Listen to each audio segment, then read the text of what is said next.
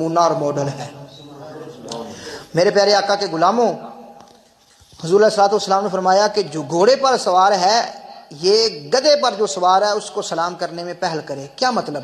مطلب یہ ہے کہ جو بڑی سواری پر ہے وہ چھوٹی سواری پر جو سوار ہے اس کو سلام کرنے میں پہل کرے۔ یہ طریقہ کار ہے۔ اگر کوئی گاڑی پر ہے تو وہ بائک والے کو، موٹر سائیکل والے کو سلام کرنے میں پہل کرے۔ یہ حضور نے قدم قدم پر ہمیں شریعت اور ہمیں بتایا طریقہ۔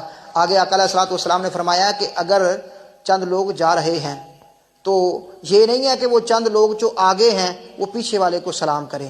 چند لوگ جا رہے ہیں، کچھ لوگ پیچھے ہیں، تو اس طرح طریقہ کار بھی یہ بیان فرمایا گیا کہ جو آگے والے ہیں وہ سلام نہ کریں، بلکہ جو پیچھے والا ہے وہ ان کو سلام بھی کرے، ان کو سلام کرے گا۔ ایک تو ان پر سلامتی پہنچے گی، دوسرا وہ جو ہیں جن پر سلامتی پہنچائی جا رہی ہے وہ اس کی طرف متوجہ بھی ہو جائیں گے۔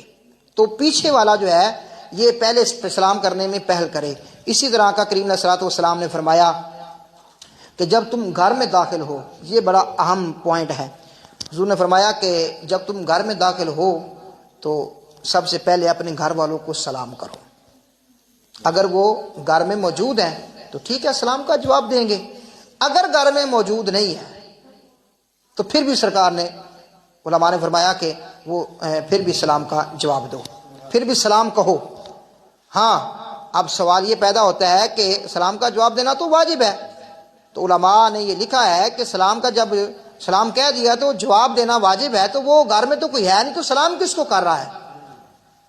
تو وہ جواب کون دے رہا ہے؟ تو فرمایا تم سلام کہہ دینا، تمہارے سلام کا فرشتے جواب دے دیں گے۔ سلام کہہ دینا، اپنے گھر پر سلامتی کو پہنچا دینا۔ اللہ اکبر کبیرہ۔ میرے آقا کریم صلی اللہ علیہ وسلم نے فرمایا، میں گفتگو کو سمیٹنے لگا ہوں بس چند ہی لمحات میں۔ آقا کریم علیہ الصلوۃ والسلام نے فرمایا، حضرت ابن سلام رضی اللہ تعالیٰ عنہ اس حدیث مبارکہ کی روایت کرتے ہیں، کہتے ہیں میں نے اپنے کانوں سے آقا کا یہ فرمان سنا۔ حضور نے فرمایا، اے لوگو، سلام کو پھیلاؤ اور بھوکوں کو کھانا کھلاؤ اور راتوں کو قیام کیا کرو، راتوں کو قیام کیا کرو۔ یہ مہینہ اور پھر اس میں مہینے میں ایک رات آ رہی ہے شب برات کی، اس میں رب کی رحمتیں پکار رہی ہوتی ہیں۔ حدیث مبارکہ میں آتا ہے کہ یہ جو شعبان کی 15ویں رات ہے، 15ویں رات جو آ رہی ہے، جب سورج غروب ہو جاتا ہے، مغرب کا ٹائم ہوتا ہے، اس وقت سے لے کر فجر تک رب کی رحمت پکار پکار کر کہتی ہے، بندے جو تو مانگے گا میں تمہیں عطا فرماؤں گا، تو مجھ سے رزق مانگ میں تجھے رزق دوں گا، تو مجھ سے دولت مانگ میں تمہیں دولت دوں گا، اولاد مانگ، بیماریوں سے چھٹکارا مانگ، جو تو مانگے گا تجھے رب کی بارگاہ سے عطا کیا جائے گا۔ ادھر سے یہ آواز آ رہی ہے، لیکن ہمارا کیا ماحول بنا ہوا ہے؟ اسی بالا نو پٹاکے لا دینے ہاں، ادھر سے رحمت کی آواز آ رہی ہے، اے بندے مانگ، اسی پٹاکا لا دینے ہاں، ٹھا ٹھا ٹھا ہو رہی ہے۔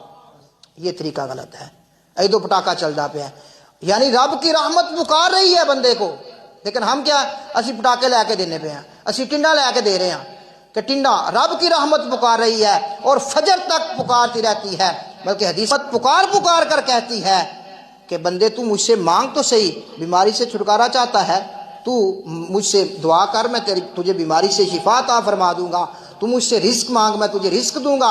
یہ حدیث پاک کا میں آپ کو مفہوم سنا رہا ہوں، لیکن ہمارا طریقہ کار یہ پتہ نہیں کہاں سے لوگ سیکھ لیتے ہیں اس طرح کے معاملات، حالانکہ اسلام کے ساتھ ان کا کوئی تعلق نہیں ہے۔